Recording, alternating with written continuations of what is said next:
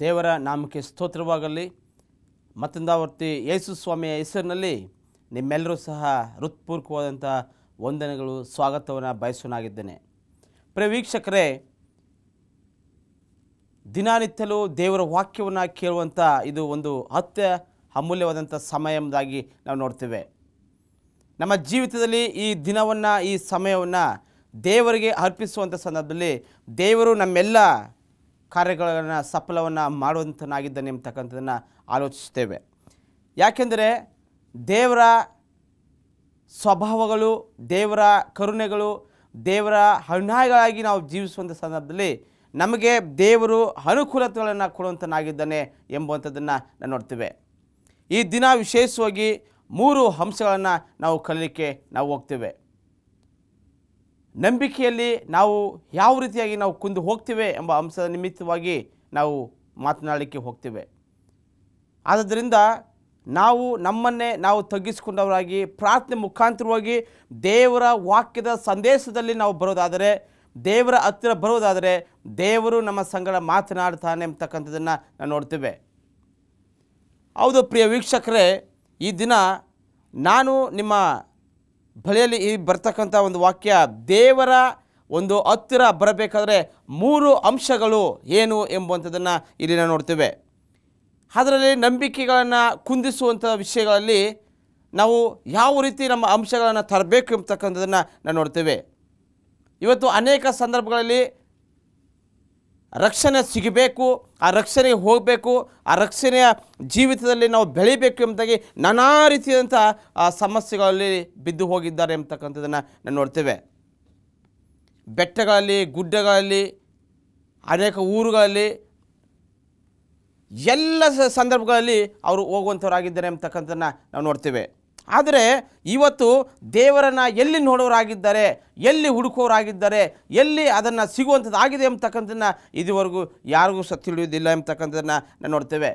ಕೆಲವರ ಮೂಢನಂಬಿಕೆಗಳು, ಬೆಟ್ಟದ ಮೇಲೆ ನಮ್ಮ ದೇವರು ಇರುವಂತನಾಗಿದ್ದಾನೆ ಎಂಬುದಾಗಿಯೂ, ಕೆಲವರು ಹಳ್ಳಿ ಗುಡ್ಡಗಳ ಮರದಲ್ಲಿ ಇರುವಂತನಾಗಿದ್ದಾನೆ ಎಂಬುದಾಗಿಯೂ, ಹಾಗೂ ನೀರಿನ ಬಳಿ ಹೋಗುವಂಥ ಸಂದರ್ಭದಲ್ಲಿ ನನಗೆ ರಕ್ಷಣೆ ಸಿಗುವಂಥದ್ದಾಗಿದೆ ಎಂಬುವಂಥದ್ದಾಗಿಯೂ, ಅನೇಕ ವೇಳೆಯಲ್ಲಿ ಇಂಥ ಒಂದು ಸನ್ನಿವೇಶಗಳನ್ನು ನಾವು ಮಾಡೋದರೆ, ಇತರಿಗೆ ಪುಣ್ಯ ಧರ್ಮಗಳನ್ನು ಮಾಡೋದರೆ ನಮಗೆ ರಕ್ಷಣೆ ಸಿಗುವಂಥದ್ದಾಗಿದೆ ಎಂಬುದಾಗಿ ಪ್ರಿಯರೇ, ಆದರೆ ಯಾವುದರಿಂದಲೂ ಸಹ ಆ ರಕ್ಷಣೆ ಸಿಗುವಂಥದ್ದಲ್ಲ. ಕರ್ತನಾದ ಯೇಸು ಸ್ವಾಮಿಯ ಮುಖಾಂತರ ಮಾತ್ರ ರಕ್ಷಣೆ ಎಂಬುದಾಗಿ ಸತ್ಯವೇದ ನಮಗೆ ಬಹಳ ಬಹಳ ಗಂಭೀರವಾಗಿ ಹೇಳುವಂಥದ್ದಾಗಿದೆ ಎಂಬತಕ್ಕಂಥದ್ದನ್ನು ನಾವು ನೋಡ್ತೇವೆ. ಪ್ರಿಯರೇ, ಅಲ್ಲಿಗೆ ಆರೋಗ್ಯವಂತರು, ಅಲ್ಲಿಗೆ ಅನಾರೋಗ್ಯದವರು, ಒಳ್ಳೆಯವರು, ಕೆಟ್ಟವರು, ವಿದ್ಯಾವಂತರು, ಅವಿದ್ಯಾವಂತರು, ಚಿಕ್ಕವರು, ದೊಡ್ಡವರು, ಎಲ್ಲ ಜನರು ಹೋಗ್ತಾರೆ ಎಂಬತಕ್ಕಂಥದ್ದನ್ನು ನಾವು ನೋಡ್ತೇವೆ. ಯಾಕೆ?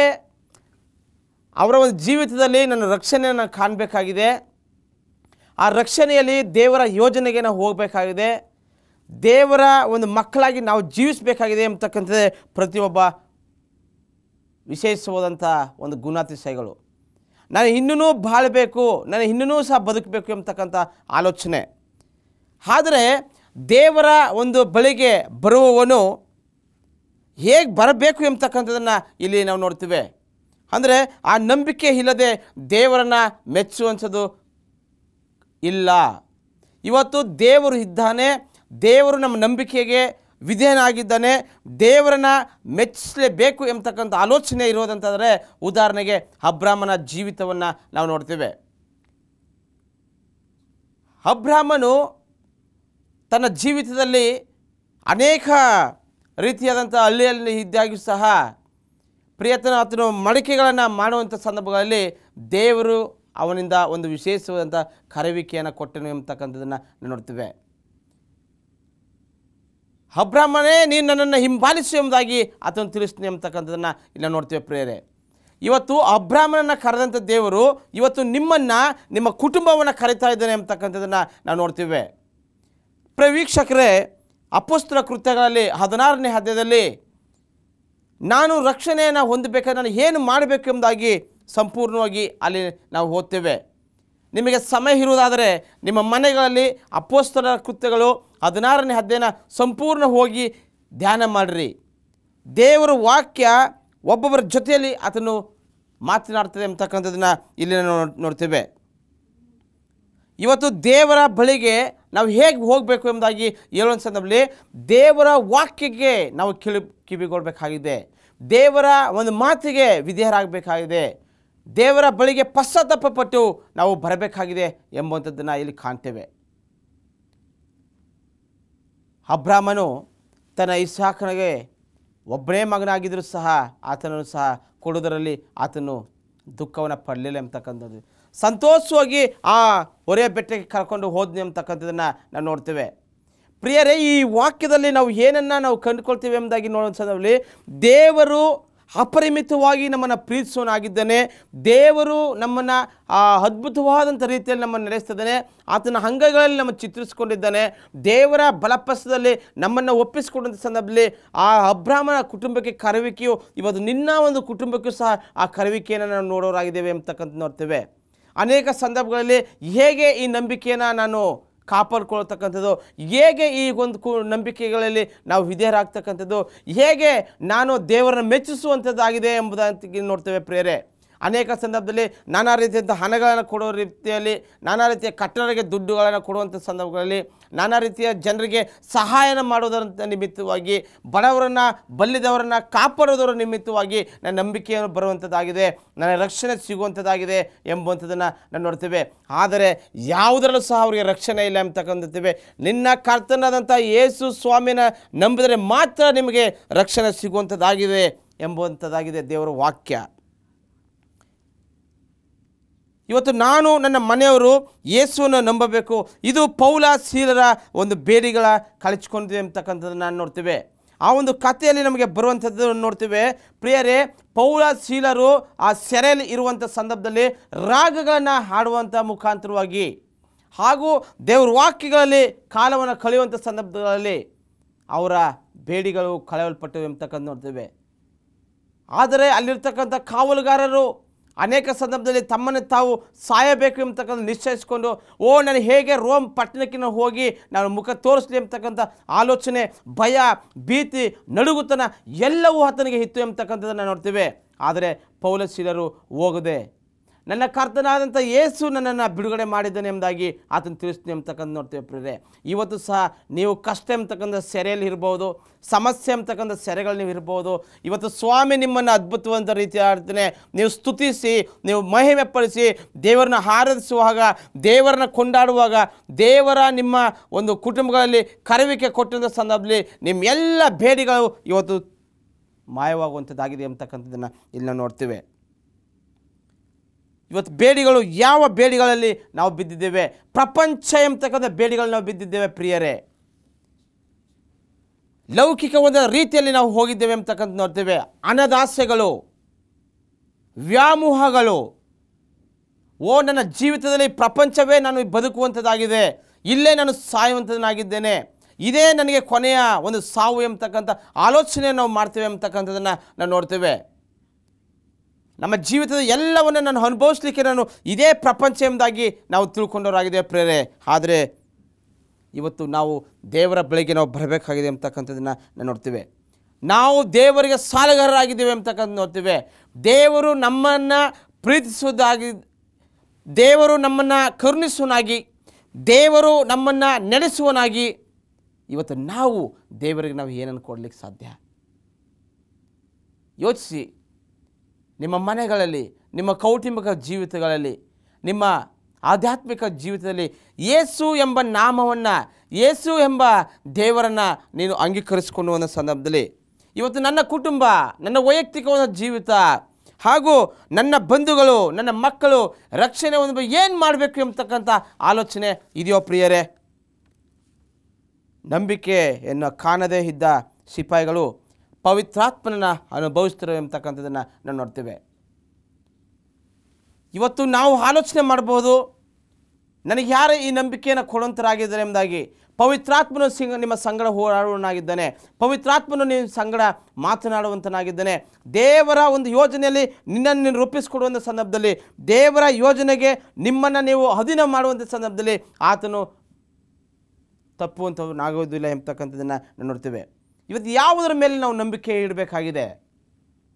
ಇಬ್ರಿಯರಿಗೆ ಬರೆದ ಪತ್ರಿಕೆ 11ನೇ ಅಧ್ಯಾಯ 6ನೇ ವಚನದಲ್ಲಿ ಹೇಳ್ತಿದ್ವಿ, ದೇವರ ಬಳಿಗೆ ಬರುವವನು ದೇವರು ಇದ್ದಾನೆ ಎಂಬುದಾಗಿ ನಾವು ತಿಳಿಯಬೇಕು ಎಂಬುದಾಗಿ. ಅಂದರೆ ದೇವರ ಒಂದು ಯೋಜನೆಗೆ ದೇವರ ಹತ್ತಿರ ನಾವು ಬರಬೇಕಾದ್ರೆ ಅಲ್ಲಿ ದೇವರು ಇದ್ದಾನೆ, ದೇವರು ನಮಗೆ ಸಹಾಯವನ್ನು ಕೊಡುವಂತನಾಗಿದ್ದಾನೆ. ದೇವರ ಬಳಿಯಲ್ಲಿ ಬರೋದಾದರೆ ನನಗೆ ನಂಬಿಕೆ ಸಿಗುವಂಥದ್ದಾಗಿದೆ, ದೇವರ ಒಂದು ಬಳಿಗೆ ಬರೋದಾದರೆ ನನಗೆ ರಕ್ಷಣೆ ಸಿಗುವಂಥದ್ದಾಗಿದೆ, ದೇವರಲ್ಲಿ ನನಗೆ ನಿರೀಕ್ಷೆಯೂ ಸಹ ಸಿಗುವಂಥದ್ದಾಗಿದೆ ಎಂಬುವಂಥದ್ದನ್ನು ಇಲ್ಲಿ ನಾವು ನೋಡ್ತೇವೆ ಪ್ರಿಯರೇ. ಆದರೆ ನಾವು ಎಷ್ಟು ಹಣ ಇರ್ಬೋದು, ದಶಾಂಶಗಳಿರ್ಬೋದು, ಸಭೆ ಕಾರ್ಯಕ್ರಮಗಳಲ್ಲಿರ್ಬೋದು, ಸಭೆಯನ್ನು ಉದ್ಧಾರವನ್ನು ನಾವು ಮಾಡ್ತಾ ಇರ್ಬೋದು, ಎಷ್ಟೋ ವರ್ಷ ಸಭೆಯಲ್ಲಿ ನಾವು ಇದ್ದಿರಬಹುದು, ಅಥವಾ ಒಂದು ವೇಳೆ ನನ್ನ ಕುಟುಂಬ, ನನ್ನ ತಂದೆ, ನನ್ನ ತಾತ ಎಲ್ಲರೂ ಸಹ ಇರ್ಬೋದು. ಆದರೆ ನಂಬಿಕೆ ಇಲ್ಲದರೆ ಅದು ವ್ಯರ್ಥವಾದಂಥ ಜೀವಿತ ಎಂಬತಕ್ಕಂಥದ್ದನ್ನು ಇಲ್ಲಿ ನಾವು ನೋಡ್ತೇವೆ ಪ್ರಿಯರೇ. ಇವತ್ತು ಅನೇಕ ಸರಿ ನಾನು ಕಟ್ಟಿದಂಥ ಸಭೆ, ನನ್ನ ಮಕ್ಕಳು ಓದಿದಂಥ ಸಭೆ, ನನ್ನ ಮಕ್ಕಳು ಬೆಳೆಸಿದಂಥ ಸಭೆ, ನಾನು ಇಲ್ಲದಿದ್ದರೆ ನಡೆಯತಕ್ಕಂಥ ಈ ಸಭೆ ಅಲ್ಲ ಎಂಬುದಾಗಿ ಹೇಳಿ ನನ್ನ ರಕ್ಷಣೆ ಇದೆ ಎಂಬುದಾಗಿ ತಿಳ್ಕೊಂಡಿರಬಹುದು ಬಹುಶಃ. ಅದಿದ್ದರೆ ಖಂಡಿತವಾಗಿ ವ್ಯರ್ಥವಾದದ್ದು. ಇವತ್ತು ದೇವರ ಒಂದು ಯೋಜನೆಯಲ್ಲಿ ನಮ್ಮ ಆಧ್ಯಾತ್ಮಿಕ ಒಂದು ಜೀವಿತ ಕುಂದು ಹೋಗಿದರೆ ಮಾನವನ ಜೀವಿತದಲ್ಲಿ ಅದು ವ್ಯರ್ಥವೆಂಬುದಾಗಿ ದೇವರ ವಾಕ್ಯ ನಮಗೆ ತಿಳಿಸುವಂಥದ್ದಾಗಿದೆ ಪ್ರಿಯರೇ. ಯಾಕೆಂದರೆ ಯಾಕೆ ನಂಬಿಕೆ ಇಡಬೇಕು, ಯಾವುದರ ಮೇಲೆ ನಾವು ನಂಬಿಕೆ ಇಡಬೇಕು ಎಂಬುದಾಗಿ ನಾವು ನೋಡಬೇಕಾದ್ರೆ ಬರಬೇಕಾದಂಥ ರಕ್ಷಣೆಯು ಇನ್ಯಾರಲ್ಲೂ ಇಲ್ಲ, ಅದು ಕರ್ತನಾದ ಯೇಸು ಸ್ವಾಮಿಯ ಮುಖಾಂತರ ಮಾತ್ರ ಎಂಬುದಾಗಿ ಸತ್ಯವೇದದಲ್ಲಿ ನಮ್ಗೆ ತಿಳಿಸುವಂಥದ್ದಾಗಿದೆ. ಅಂದರೆ ಕ್ರಿಸ್ತನಲ್ಲಿ ಮಾತ್ರ ನಮಗೆ ನಿಜವಾದಂಥ ರಕ್ಷಣೆ ಇದೆ, ಕ್ರಿಸ್ತನಲ್ಲಿ ಮಾತ್ರ ನಮ್ಮ ಪಾಪಗಳು ಹೋಗಲಾಡಿಸ್ತವೆ ಎಂಬತಕ್ಕಂಥದ್ದನ್ನು ನಾವು ನಂಬ್ತೇವೆ.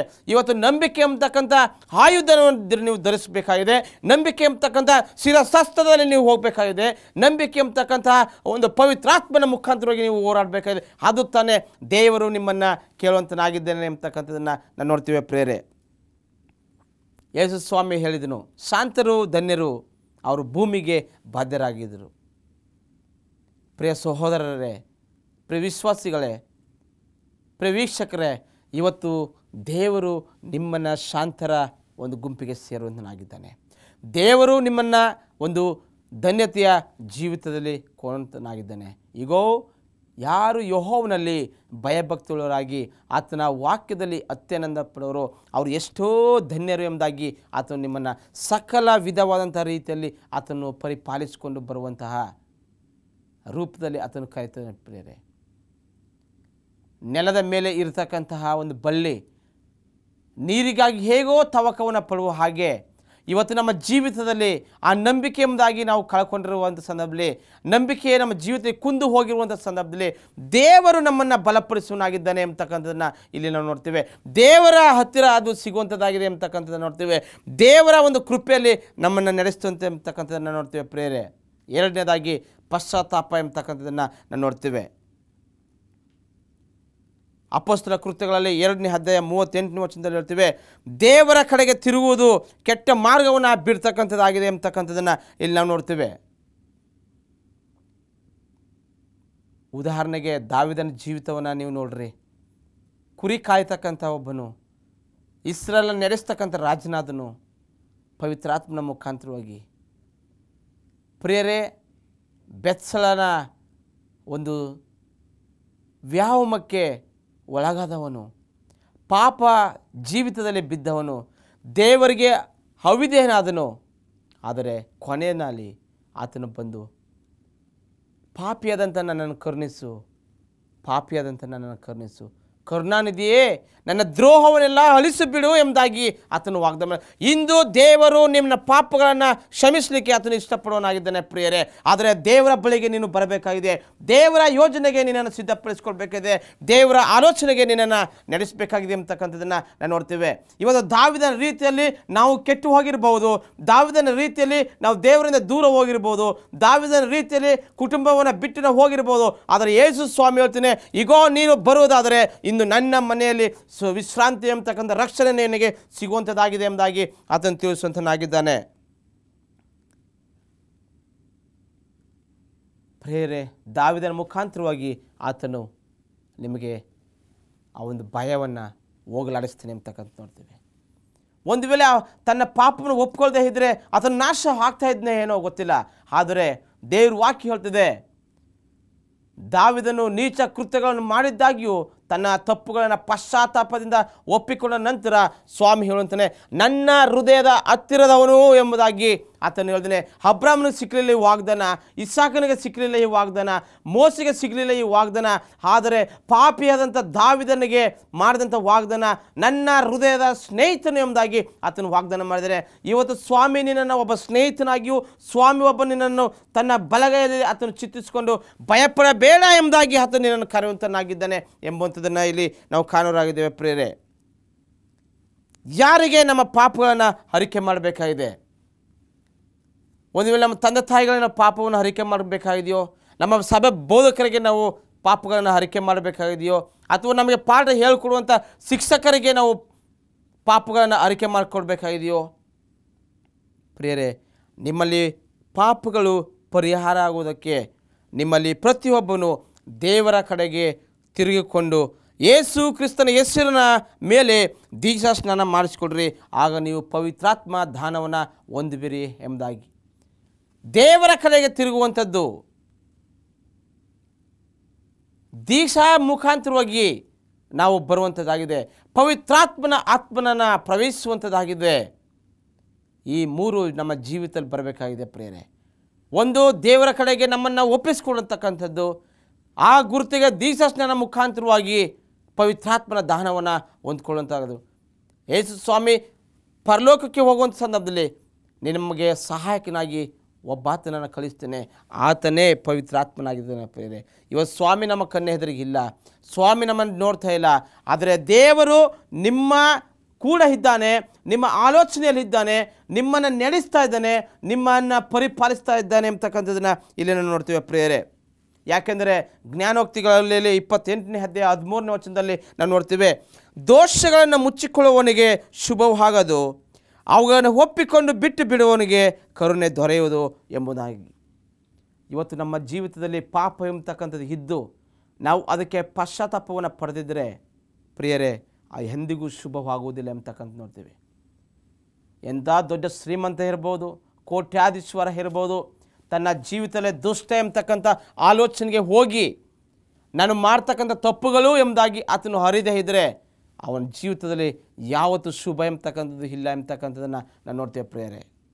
ಆದರೆ ಅವುಗಳನ್ನು ಒಪ್ಪಿಕೊಂಡು ನಾನು ಪಾಪಿಯಾಗಿದ್ದೇನೆ, ನಾನು ಯೋಗ್ಯನಲ್ಲ, ನನ್ನ ದೇವರ ಬಳಿಗೆ ಹೋದ ಮಾತ್ರ ನನಗೆ ರಕ್ಷಣೆ ಸಿಗುವಂಥದ್ದಾಗಿದೆ, ನಾನು ಮಾಡಿದಂಥ ದ್ರೋಹಗಳಿಗೆ ಏನು ಬದಲೇನು ನಾನು ಕೊಡಲಿ ಎಂಬುದಾಗಿ ದೇವರ ಹತ್ತಿರಿಗೆ ಹೋಗೋದಾದರೆ ಆತನಿಗೆ ಬಿಡುಗಡೆ ಆಗುವಂಥದ್ದಾಗಿದೆ, ಹಾಗೂ ದೇವರಿಂದ ಕರುಣೆಯು ದೊರೆಯುವಂಥದ್ದಾಗಿದೆ ಎಂಬತಕ್ಕಂಥ ನೋಡ್ತೇವೆ. ಆದ್ದರಿಂದಲೇ ನಾನಾ ಶುಭಗಳನ್ನೇ ನಾನು ಅವನನ್ನು ಎದುರುಗೊಂಡಿದ್ದೀಯಲ್ಲ, ಅವನ ತಲೆ ಮೇಲೆ ಸುವರ್ಣ ಕಿರೀಟವನ್ನು ಇಟ್ಟಿದ್ದೇನೆ, ಅವನು ದೀರ್ಘಾಯುಷ್ಯವನ್ನು ಬೇಡಿಕೊಳ್ಳಲು ಯುಗ ಯುಗಾಂತರಗಳ ಆಯುಷ್ಯನ್ನು ಅವನಿಗೆ ಅನುಗ್ರಹಿಸಿಕೊಡ್ತೇನೆ ಎಂಬತಕ್ಕಂಥ ವಾಗ್ದಾನವನ್ನು ಆತನು ಕೊಡುವನಾಗಿದ್ದಾನೆ ಎಂಬತಕ್ಕಂಥದ್ದನ್ನು ಇಲ್ಲಿ ನೋಡ್ತೇವೆ. ಇವತ್ತು ನಮ್ಮ ಪಾಪಗಳನ್ನು ಒಪ್ಪಿಕೊಂಡು ಅರಿಕೆ ಮಾಡೋದಾದರೆ ನಾವು ನಂಬಿಗಸ್ತದಲ್ಲಿ ಬೆಳೆಯಬಹುದಾಗಿದೆ ಪ್ರಿಯರೇ. ಮೂರನೇದಾಗಿ ವಿಧೇಯರಾಗ್ತಕ್ಕಂಥದ್ದು. ನಮ್ಮ ಜೀವಿತದಲ್ಲಿ ವಿಧೇಯತೆ ಬಹಳ ಮುಖ್ಯ. ನೀವು ನಿಮ್ಮ ಕುಟುಂಬಗಳಲ್ಲಿ ಹೇಗೆ ನಿಮ್ಮ ನಮ್ಮ ಮಕ್ಕಳು ವಿಧೇಯಂತರಿರಬೇಕು, ಶಾಲೆಗೆ ಹೋಗಬೇಕು, ಒಳ್ಳೆಯ ಪಾಠ ಪ್ರವಚನ ಕಲಿಯಬೇಕು, ಹಾಗೂ ಆಧ್ಯಾತ್ಮಿಕವಾದ ಜೀವಿತದಲ್ಲಿ ಅವ್ರು ಹೋಗಬೇಕು ಎಂಬುದಾಗಿ ನೀವು ಎಷ್ಟು ಆಸೆ ಪಡ್ತೀರಲ್ಲಮ್ಮ, ಇದೇ ದೇವರು ಸಹ ನಾನು ಸೃಷ್ಟಿ ಮಾಡಿದಂತಹ ಸೃಷ್ಟಿಯ ಜೀವಿಗಳು ಯಾರೂ ನಾಶವಾಗಬಾರ್ದು, ಅವರು ಎಲ್ಲರೂ ಸಹ ನಿತ್ಯ ಜೀವನ ಹೊಂದ್ಕೋಬೇಕು ಎಂಬತಕ್ಕಂತಹ ಆ ವಿಧೇಯತೆಯನ್ನು ಕೊಟ್ಟಿದ್ದಾನೆ ಎಂಬತಕ್ಕಂಥದ್ದನ್ನು ನಾವು ನೋಡ್ತೇವೆ. ಮೋಸೆ ತೊದಲು ನುಡಿಯವನು ಪ್ರಿಯರೇ, ನನ್ನ ಜೀವಿತದ ಸಾಕ್ಷಿ. ಈ ಒಂದು ಸಂದರ್ಭದಲ್ಲಿ ನಾವು ನಿಂತು ಹೇಳುವಂಥ ಸಂದರ್ಭವನ್ನು ನೋಡುವ ಸಂದರ್ಭದಲ್ಲಿ ನಾನು ಸಹ 8 ವರ್ಷಗಳು ಮಾತನಾಡದೆ ಇರುವಂಥ ಮೂಕನಾಗಿದೆ ಅಂತಕ್ಕಂಥ ನೋಡ್ತೀವಿ. ಅದು ದೇವರ ಚಿತ್ತವಾಗಿದೆ ಪ್ರಿಯರೇ, ದೇವರ ಚಿತ್ತ. ಇವತ್ತು ನಿಮ್ಮೆಲ್ಲರ ಮುಂದೆ ನಾನು ನಿಲ್ಲಬೇಕಾದ್ರೆ ದೇವರು ಕೊಟ್ಟಂಥ ಆಶೀರ್ವಾದ ಎಂಬತಕ್ಕಂಥ ನೋಡ್ತೀವಿ. ಈ ತೊದಲು ನುಡಿಗಳಿಂದ ಇವತ್ತು ನಿಮ್ಮ ಮುಂದೆ ದೇವ್ರ ವಾಕ್ಯವನ್ನು ಸಾಧ್ಯ. ಅದೇ ಮೋಸೆಯು ಸಹ ತೊದಲು ನುಡಿಯವನಾಗಿದ್ದನು ಎಂಬತಕ್ಕಂಥ ನೋಡ್ತೀವಿ. ಆದರೆ ದೇವರಿಗೆ ಆತನು ವಿಧೇಯನಾಗಿದ್ದನು ಎಂಬತಕ್ಕಂಥ ನೋಡ್ತೇವೆ. ಒಂದು ವೇಳೆ ನಮ್ಮ ತಂದೆ ತಾಯಿಗಳು ಹೊತ್ತಿರ್ಬೋದು, ಇಂಥ ಒಂದು ಮೂಗ ಆಗ್ಬಿಟ್ನಲ್ಲ ಎಂಬುದಾಗಿ ಮಾತಿಲ್ಲ ಎಂಬತಕ್ಕಂಥ ಆಲೋಚನೆ ಇರ್ಬೋದು.